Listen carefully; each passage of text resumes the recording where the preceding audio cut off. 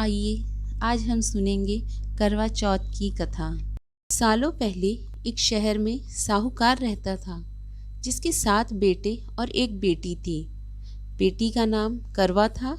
साहूकार ने अपने बच्चों का पालन पोषण काफ़ी शाही तरीके से किया था।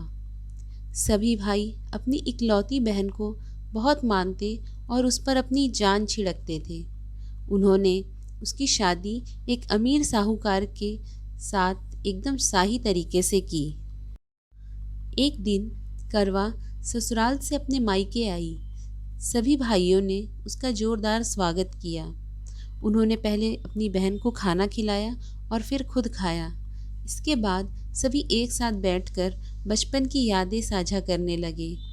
इसी तरह कुछ दिन बीतते चले गए। एक दिन शाम को जब करवा के सातों भाई अपने काम से लौटे तो उन्होंने देखा कि उनकी बहन काफ़ी उदास होकर बाहर बैठी थी। अपनी बहन करवा को उदास देखकर सभी भाई चिंतित हो गए। वो तुरंत उसके पास गए और उदासी का कारण पूछने लगे।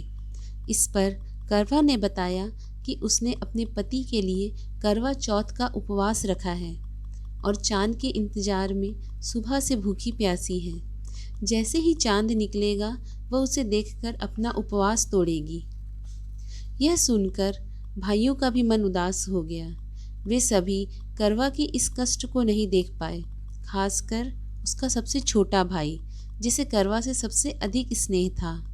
बहन को भूखा प्यासा देखकर सभी भाई कुछ ऐसा उपाय सोचने लगे जिससे वो अपनी बहन का कष्ट दूर कर सके।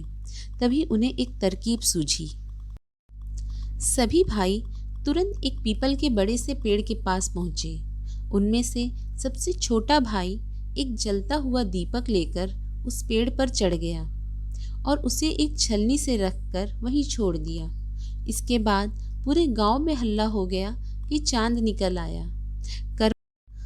करवा भी उस जलते दीपक को चांद समझ बैठी और जल्दी से पूजा पूरी कर अपना उपवास खत्म करने के लिए बैठ गई।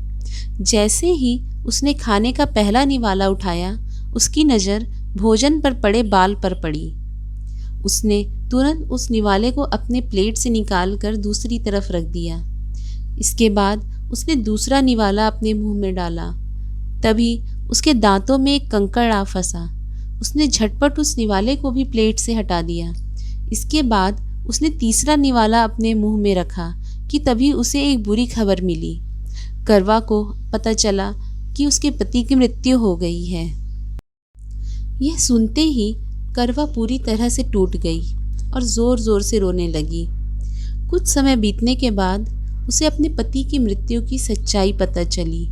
उसे जानकारी मिली कि उसके भाइयों के कारण उसने दीपक को चांद समझ लिया था और अपना उपवास खत्म किया था। इस वजह से देवता नाराज हो गए और उसके पति को मृत्युदंड की सजा सुनाई। सच्चाई का पता चलने के बाद करवा ने अपने पति का अंतिम संस्कार नहीं करने का प्रण लिया। देखते देखते 1 साल बीत गए। करवा अपने पति के मृत शरीर के पास ही बैठी रही।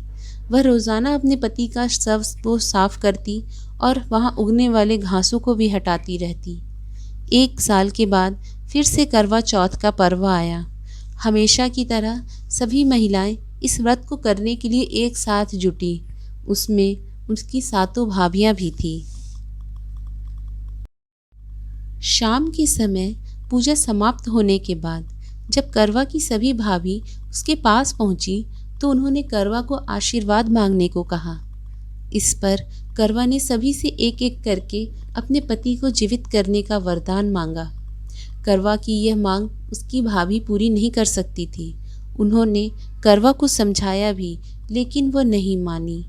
फिर उसकी एक भाभी ने बताया कि उसके छोटे भाई की वजह से ही ऐसा हुआ है, तो उसकी छोटी भाभी ही इस स्थिति को ठीक कर सकती है।